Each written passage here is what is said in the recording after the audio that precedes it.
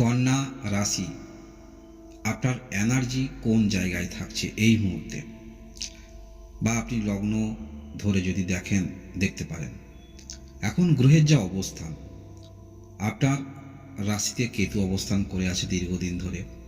তৃতীয় স্থানে বুধ আদিত্য যোগ, ষষ্ঠ স্থানে শনি গ্রহ, সপ্তমে রাহু এবং 9 নম্বর ঘরে অর্থাৎ ভাগ্যস্থানে বৃহস্পতি এবং আপনার 11 ঘরে সাফল্য ঘরে মঙ্গল অবস্থান করে আছে। কন্যা রাশি, আপনাদের মধ্যে যেটুকু এনার্জি আপনারা পাবেন, পজিটিভ এনার্জি, সেটি হলো দেবগুরু বৃহস্পতি থেকে পাবেন। এবং যারা বিবাহিত আছেন সেখান থেকে যথেষ্ট আপনাদের মধ্যে ভালোবাসা বা আপনি বিপরীত দিক থেকে ইন্সপায়ার হতে পারেন। হ্যাঁ, আপনার রাশি লগ্ন ভেদে যদি আপনাদের সমস্যা হয় সেক্ষেত্রে বিপরীত দিকে কিন্তু ইঙ্গিত করবে সম্পর্কটা পুনরায় মিটিয়ে নেবার জন্য। দেখুন, আপনার সপ্তম ঘরের অধিপতি বৃহস্পতি, এই বৃহস্পতি ভাগ্যস্থানে আছে এবং বৃহস্পতি শুভ গ্রহ, সৃষ্টির সব থেকে শুভ গ্রহ বৃহস্পতি।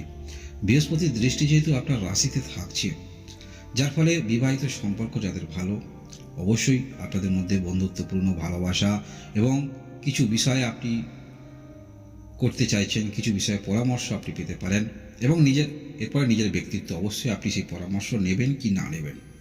আর একাধারে এই যে আপনার রাশিতে দৃষ্টি থাকছে কন্যা রাশি, আর কন্যা রাশির অধিপতি গ্রহ হল বুধ।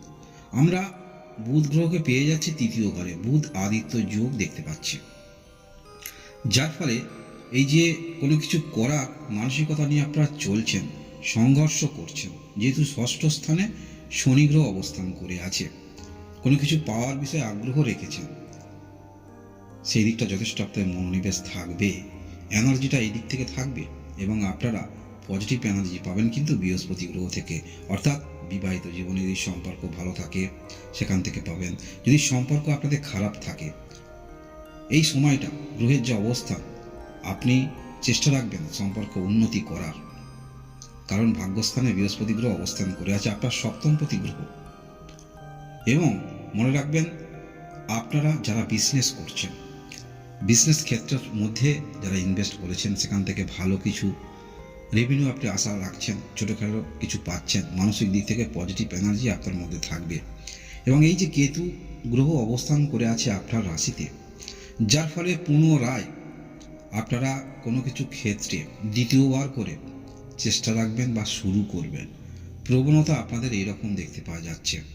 এবং সেটা অবশ্যই আপনি পূর্ণ শক্তি নিয়ে করবেন, যথেষ্ট ধৈর্য ধরে আপনারা কাজ করছেন, সংঘর্ষ করছেন এবং সেটি পুনরায় আপনাকে করতে দেখা যাবে।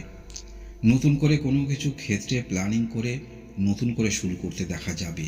আমরা দেখতে পাচ্ছি আপনার তৃতীয় ঘরে বৃহস্পতি গ্রহের দৃষ্টি থাকছে, যার ফলে যেমন আপনারা এরকম বিজনেস করছেন বা বিবাহিত সম্পর্কের মধ্যে আছেন, সেখান থেকে যেমন আপনারা মানসিকভাবে কোনো কিছু কাজের ক্ষেত্রে আগ্রহ তৈরি হচ্ছে, তেমনি আপনাদের মধ্যে কেউ কিন্তু আসতেও চলেছে, কোনো ভালোবাসার সঙ্গী অথবা সঙ্গিনী, সেখান থেকেও আপনার মানসিকভাবে মনের মধ্যে কিছুটা হলেও পজিটিভ এনার্জি পাবেন।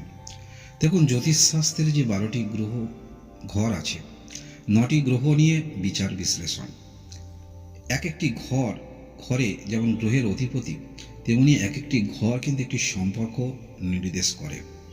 তাই কন্যা রাশি যদি আপনি হয়ে থাকেন, এই যে গ্রহের অবস্থান, সেই অবস্থান অনুসারে আপনাদের জীবনে কেউ কিছু আসতে চলেছে, সেটা ভালোবাসা রূপে হতে পারে বা আপনার সন্তান রূপে হতে পারে। একটি পরিবর্তন আপনি মনে মনে আশা রেখেছিলেন, সেরকম কিছু পরিবর্তন হবার যোগ যথেষ্ট থাকছে।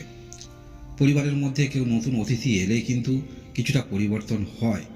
আপনারা নিশ্চয়ই আমার সঙ্গে সহমত হবেন, কোনো শিশুর জন্ম হলে পরিবারের মধ্যে একটি অন্য বাতাবরণ তৈরি হয় এবং সেটা আমাদের দৈনন্দিন জীবনে কিছু পরিবর্তন, ভালো কিছু সুযোগ এগুলো কিন্তু আসে।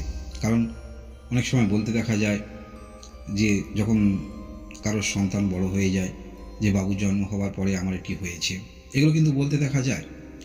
তাই এই যে পজিটিভ এনার্জি আপনারা পাবেন এই সমস্ত গ্রহ থেকে।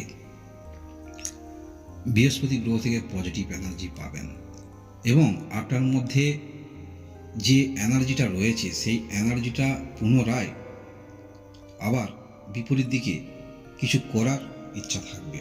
তাই আপনি যদি বিবাহিত হয়ে থাকেন, আপনার বিবাহিত সঙ্গী অথবা সঙ্গিনী, বিশেষ করে আপনি যদি পুরুষ হয়ে থাকেন, আপনার স্ত্রী কোনো রকম কর্মের মধ্যে লিপ্ত আছে। সেই কর্মে যেমন আপনি হেল্প করবেন বা আপনি নিজে কোনো কাজ করছেন, তেমন বিপরীত দিক থেকে হেল্পও পাবেন। কারণ গ্রহের অবস্থান সেটি নির্দেশ করছে কন্যা রাশি বা আপনি যদি লগ্ন ধরে দেখেন। এবং এই যে গ্রহের অবস্থান, মঙ্গলও কিন্তু আপনার সাফল্য ঘরে অবস্থান করে থাকছে। কিন্তু মঙ্গল এখন সাফল্য ঘরে অবস্থান ভালো, কিন্তু মঙ্গল এখন যে অবস্থায় আছে রেট্রোগেট অবস্থায় আছে। আর মঙ্গল আপনাদের খুব একটা ভালো ঘরের অধিপতি নয়, যার ফলে যে কোনো ক্ষেত্রে আপনারা অগ্রগতি অবশ্যই রাখবেন এবং যথেষ্ট সংঘর্ষ করারও প্রবণতা আপনার থাকছে।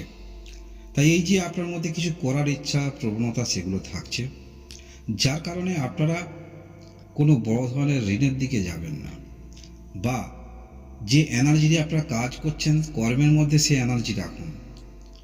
কোথাও আপনি অর্থ পেতেন, সেখানে অবশ্যই আপনার অর্থ আপনি পাওয়ার চেষ্টা রাখবেন। তবে অর্থ যখন দিয়েছেন, আপনি কাগজপত্রের মাধ্যমে দিয়েছেন বা কাগজপত্র কিছু করা রয়েছে আপনি পাবেন, সেটি অবশ্যই পাবেন। সেখানে বেশি সিনক্রিয়েট করতে যাবেন না, কারণ এই মঙ্গল গ্রহ আপনার সাফল্য স্থানে অবস্থান করে আছে ভালো, কিন্তু এটি বক্রী অবস্থায় আছে। আর মঙ্গলের দৃষ্টি থাকছে ষষ্ঠ স্থানে শনি ঘরের উপর, শনি স্বয়ং এখানে অবস্থান করে আছে। তাই আপনারা কোনো ক্ষেত্রে বেশি সিনক্রিয়েট করবেন না, সময়টা আপনাদের ভালো, তাই এই ক্ষেত্রে এনার্জিটা নষ্ট করবেন না।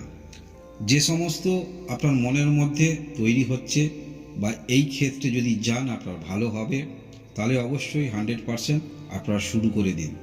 কারণ ভাগ্যস্থানে বৃহস্পতি গ্রহ থাকার ফলে কিছু যদি আপনার দিক থেকে যেগুলো আপনি করতে যাচ্ছেন যদি ভুল হয়ে যায়, সেটা কিন্তু পুনরায় আপনারা পরিবর্তন করতে পারবেন বা কিছু যোগাযোগ ব্যবস্থা, ভাগ্যের সহায়তা এগুলো পাবেন যথারীতি বলা যেতে পারে।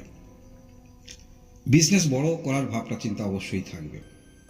যারা কোনো রকম ছোটোখাটো বিজনেসের মধ্যে রয়েছেন, বিজনেসটা ভালো চলছে, পাশে কোনো রকম দোকান ঘর নিয়ে বড় করে ভাবনা চিন্তা এগুলো থাকবে।